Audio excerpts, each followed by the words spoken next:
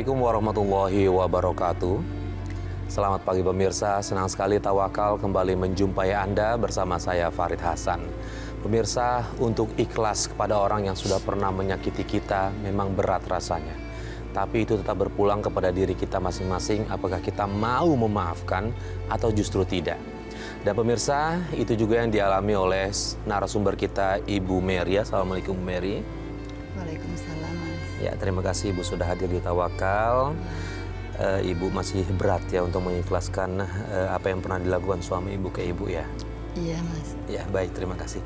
Dan pemirsa, tidak hanya Ibu Mary sudah hadir di studio, Bapak Ustadz Muhammad Ziyad. Assalamualaikum Pak Ustadz. Waalaikumsalam warahmatullahi wabarakatuh. Ya, langsung aja nih Pak Ustadz nih, Ibu Baik, Mary silakan. ini dia punya memaafkan sudah, tapi sepertinya dia masih belum ikhlas atas apa yang sudah pernah dilakukan sama suaminya. Ibu Mary bisa langsung cerita aja, kenapa Ibu bisa segitu tidak ikhlasnya memaafkan suami? Banyak sekali ya, Mas, yang mesti, aduh gimana rasa sakitnya itu kayaknya sampai ke rusuk gitu, ke dalam banget gitu. Soalnya nggak cuma setahun 2 tahun ya, jadi nyakitin tuh lebih dari 12 tahun. Jadi terasa banget sakitnya gitu. Apa yang dilakukan suami Ibu ke Ibu? Dari mulai kekerasan dalam rumah tangga sampai apapun yang ada juga dibantingin, dipecahin gitu ya. Terutama selingkuhnya itu. Mulai kapan rumah tangga Ibu tidak harmonis seperti itu? Mulai dari anak masih kecil, Mas. Anak masih kecil. Nah, kecil itu apa yang dilakukan? Apakah kekerasan atau mulai dari yang selingkuh dulu? Mulai dari kekerasan langsung selingkuh juga. Langsung selingkuh. Boleh ceritakan Ibu dari awal kenapa dia bisa melakukan hal seperti itu? Ya awalnya kan dia sayang banget sama saya ya. Jadi saya nggak punya curiga sedikit pun ya, Mas. Jadi dia kerja keluar kota, kita enak aja gitu. Iya. Ternyata pas sampai di sana mungkin ya banyak wanita lain ya kan. Akhirnya dia jadi lupa sama istri, lupa sama anak. Bahkan kalau pulang tuh cuman marah-marah. Nah, Pak Ustadz, awalnya suaminya baik, penuh kasih sayang, tiba-tiba mungkin Ibu ini merasa dia sudah bertemu dengan wanita lain, begitu pulang dia justru kasar sama orang rumahnya nih Pak Ustadz. Baik Mas Farid, jadi Bu Mary, kisah ini kalau kita buka di dalam tuntunan agama, suami yang pertama tadi awalnya kan penuh kasih sayang, tapi di kemudian hari kemudian menunjukkan perilaku yang menyimpang dengan cara berselingkuh. Ini kalau dalam kajian hukum Islam itu namanya al-khiyana zaujiyah. Jadi melakukan pengkhianatan terhadap pasangan yang bukan semestinya. Jadi dia melakukan hubungan dengan pasangan yang bukan pasangan semestinya. Jadi pasangan semestinya suami kan Bu Mary, tapi kemudian setelah ada dinas keluar kemana-mana, kemudian pada yang itu namanya khiyana. Nah, dalam agama ketika orang melakukan semacam ini masuk dalam perbuatan yang disebut dengan az-zina, zina. Dan zina itu adalah termasuk dosa besar minal kabairi, dosa besar. Karena itulah di dalam surat Al-Isra Allah menjelaskan wala taqrabuz zina innahu kana fahisha wa sa'a sabila. Janganlah kalian melakukan mendekati perbuatan zina karena itu adalah seburuk-buruk jalan. Jadi zina itu adalah perbuatan seburuk jalan.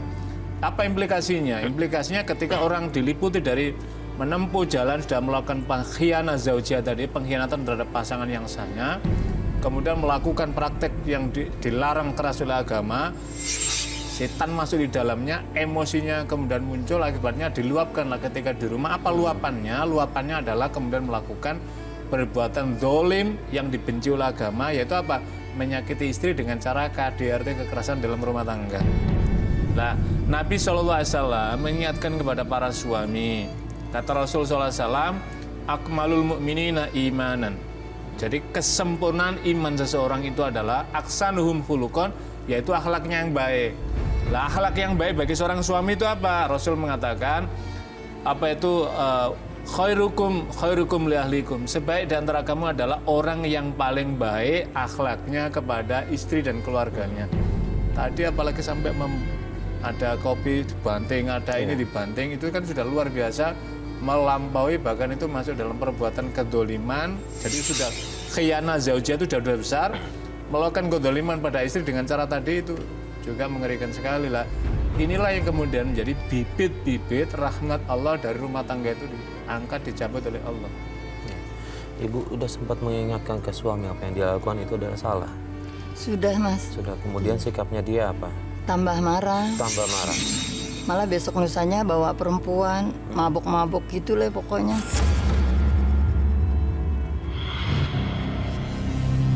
Ayo angkat dong Mas.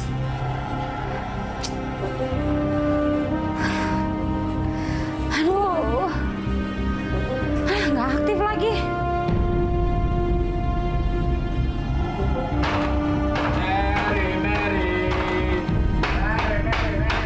Mas datang. Mas. Mas dari mana sih Mas? Banyak nanya. Terus perempuan ini siapa Mas? Halo, saya pacarnya Mas Tony Keles. Emang situ siapa? Dasar cewek tahu diri. Saya ini istri kamu Mas. Tega kamu Mas ya. Lo mukul-mukul gue lo kalau mau ceramah lo pergi sono ke masjid, Mary. Istighfar Mas, istighfar. Ih, istri kamu norak banget sih. Pergi nggak kamu dari sini? Pergi. Pergi nggak?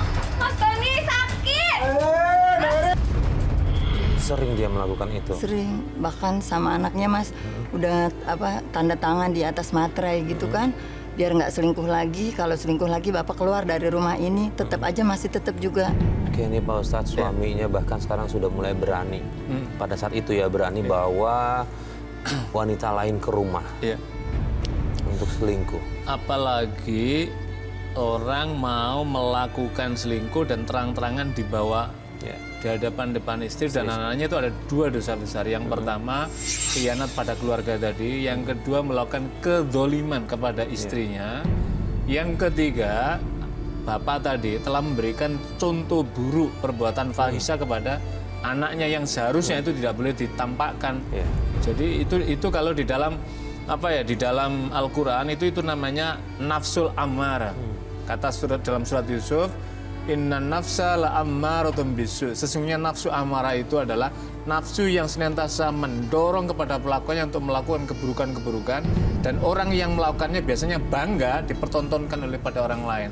Nah, masuk dalam perbuatan tadi. Ini kalau di dalam ketentuan agama, suami yang semacam ini adalah suami yang tidak baik, suami yang keji terhadap perilakunya pada istrinya, dan bahkan dalam Al-Quran ini sebenarnya istri sudah punya hak untuk mengajukan gugatan talak hulu, jadi gugatan cerai karena melihat tadi sudah melakukan kemungkaran di hadapan istrinya. Jadi kita masih bangga, ibu ini masih bertahan karena demi anaknya tadi. Ibu, setelah anak tahu sikap bapak ke anaknya kayak gimana, Bu? Anaknya itu jadinya benci sama bapaknya. Terus bapaknya juga sama sekali sudah nggak inget sama anaknya Mas, karena bapaknya kan sudah lupa kali ya, jadi udah gila gitu sama perempuan-perempuan itu. Jadi udah diiniin sama setan ya. Jadi kayaknya dia udah nggak mikir ini istri ini anak, nggak mikir kayaknya. Memberi nafkah secara Enggak, fisik juga enggak? Semenjak kenal wanita-wanita itu, dia pokoknya nggak pernah kasih nafkah, cuma kekerasan aja yang diberikan sama saya dan anak saya. Jadi selama ini ibu hidup dari mana boleh tahu? Saya bekerja Mas, Bekerja. Ya. untuk ngehidupin anak saya itu sama makan saya. Astagfirullahaladzim, Pak Ustadz, Ya. suami sudah melakukan selingkuh, tidak tanggung jawab sama anaknya. Ini dosanya berkali-kali gitu pasti kayak begini. Saya Mas Farid sebenarnya merinding mendengarkan cerita ibu ini ya. Ada suami dengan model perilaku yang sangat buruk. Tidak hanya buruk, sangat buruk. Pertama, perbuatan zina, saya ulangi, perbuatan zina itu dosa besar. Dua, melakukan perselingkuhan di depan istri itu juga merupakan kedoliman yang besar. Keempat, menampakkan keburukan, fahisha perbuatan di depan anak itu juga memberikan contoh yang sangat buruk kepada ini. Yang keempat, mengulang-ulang dengan pertanyaan itu juga perbuatan yang dolim di atas dolim. Nah, kenapa orang semacam ini? Karena jiwanya sudah dirasuki nafsu syaitania, dan nafsu syaitania itu adalah nafsu hayawania. Jadi perilakunya seperti hewan. Jadi apa? Akalnya sudah hilang. Kata Nabi kan mengatakan begini, tidak melakukan berzina ketika iman masih ada. Jadi ketika imannya sudah tanggal dan ditinggal, maka orang baru mau berani melakukan zina. Ketika iman masih ada, maka tidak mungkin orang sampai sanggup melakukan perbuatan zina gitu loh. Lah, suami tadi itu kan sudah sangat jauh sekali, bahkan sampai berkali-kali tadi itu. Lah, seringkali para pemirsa kadang-kadang seorang suami yang dalam praktek semacam tadi itu tidak menyadari bahwa dikira bahwa keadilan Tuhan tidak akan menerapkan keadilan, Tuhan akan mencari keadilan dengan caranya sendiri. Suatu saat mungkin suami tadi itu akan diuji, bukan diuji, akan diberi musibah peringatan oleh Allah yang lebih besar. Karena apa? Telah menyakiti hambanya, yaitu melalui dari istrinya tadi dan anak-anaknya yang tidak berdosa tadi itu. Tapi kadang-kadang orang tidak ada rasa ihdar, waspada, dan kemudian ada penyadaran diri gitu loh. Nah, akibatnya nanti kita nggak tahu nih bagaimana apa yang terjadi. Tapi saya berkeyakinan dalam banyak cerita ya, saya karena sering menerima konsultasi juga, itu di kemudian hari banyak orang mengalami. Karena itu melalui ini ibro yang luar biasa pada para pemirsa ini, jangan mencontoh dengan yang tidak perbuatan baik ini, karena ini akan menghancurkan dia, keluarga dan anaknya, serta akan menghancurkan dirinya ketika Allah menerapkan keadilan. Bu Mary bertahun-tahun kuat ngadepin itu semua. Ya itu Mas, cuman makan hati aja ya. Saya sampai nggak punya daging kan, cuman sampai tulang doang gitu, sampai kayak tengkorak hidup Mas. Jadi kalau saya minta cerai dia nggak mau, tapi nyakitin terus. Anak saya pun juga jadi ikut sakit juga hatinya. Saya dengar Ibu Mary pernah niat mau bunuh diri, betul? Iya, 2 kali saya mau bunuh diri. Saya mau minum racun serangga Mas, karena udah nggak kuat. Ya Allah, saya udah nggak kuat ngadepin suami saya. Dia nggak pernah sayang sama saya dan anak saya. Sekarang dia nggak pernah nafkahin saya dan selalu selingkuh. Ya Allah, lebih baik saya mati. Lebih baik saya mati. Mama, jangan Mama. Nanti Dimas sama siapa? Maafin Mama, Dimas. Mama udah nggak kuat ngadepin Bapak Istighfar kamu. Mama, istighfar. Maafin Mama. Jangan tinggalin Dimas Mama. Mama udah capek. Ustadz, apakah ini adalah kadar keimanan dia? Oke, dia memang terganggu dengan perlakuan suaminya. Yang membisikkan itu ada seperti itu, Pak Ustadz? Yang pertama, maaf Bu Mary ya, saya melihat Ibu Mary termasuk wanita yang luar biasa hebat. Luar biasa wanita hebat karena sanggup menghadapi perilaku suami yang semacam tadi itu. Yang kedua tadi kan sempat mengajukan agak berat tadi, talak tadi itu ya. Sebenarnya ada namanya talahulu tadi yang kita sampaikan tadi itu. Dan kita bisa menyadari sampai badannya habis itu kan istilah ya makan hati lah, menyaksikan depan mata nggak tahankan gitu kan.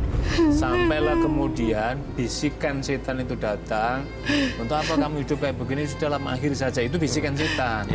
Ternyata langkahnya hampir saja mengikuti, sudah mau mengikuti, tapi ketika hendak mau meminumnya, Allah mengirimkan malaikat yang untuk bisikan lagi, karena ini orang baik ini, dengan melihat perilaku tadi itu baik, maka jangan. Karena apa? Allah mengingatkan jangan, kamu masih punya anak yang jauh lebih berharga dari suamimu tadi itu. Oleh anak akhirnya Allah cegat, tidak sampailah ibu ini melakukan semacam ini. Ini adalah saya kira kita bisa memahami ketika orang mengalami himpitan dan beban psikologis yang luar biasa, maka biasanya ketika ada bisikan jahat maka kemudian masuk dengan mudah. Tapi Ibu Mary harus diingat bahwa Allah mengharamkan orang melakukan bunuh diri. Apapun ujian beratnya Allah mengharamkan, tidak dibolehkan. Dalam Al-Quran menyatakan wala tulqu biaidikum ila tahluka, jangan kau jerumuskan, hancurkan dirimu dalam perbuatan membunuh diri. Bu Mary, apa yang dilakukan suami ibu ke ibu dan juga keluarga anak-anak, keluarga dari Ibu Mary tahu soal ini? Nggak ada yang tahu Mas. Kenapa nggak dikasih tahu? Pada saat itu ibu saya kan udah tua sekali ya. Ada komplikasi sakitnya. Jadi saya kalau kasih tahu takutnya khawatir, ibu saya takutnya meninggal. Jadi saya simpan sendiri aja. Ya Allah. Hebatnya itu.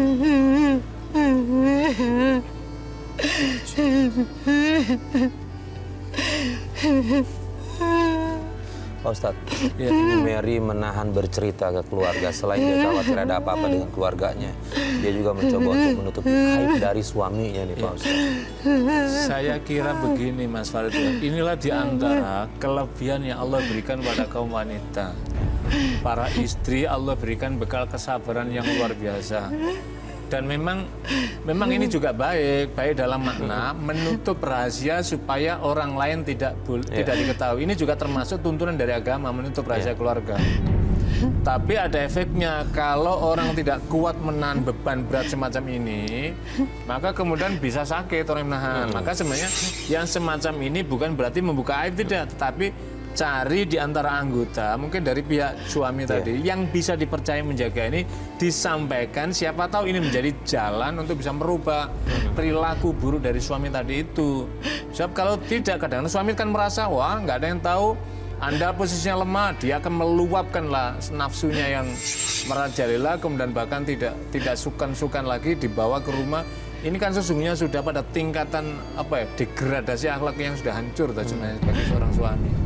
Jadi ibu menutup rahasia ini sudah langkah baik, tetapi implikasinya pada psikis ibu tadi itu gitu. Seharusnya memang diceritakan bukan membuka rahasia, tetapi kepada keluarga dari pihak laki-laki supaya ada yang mengingatkan dia gitu.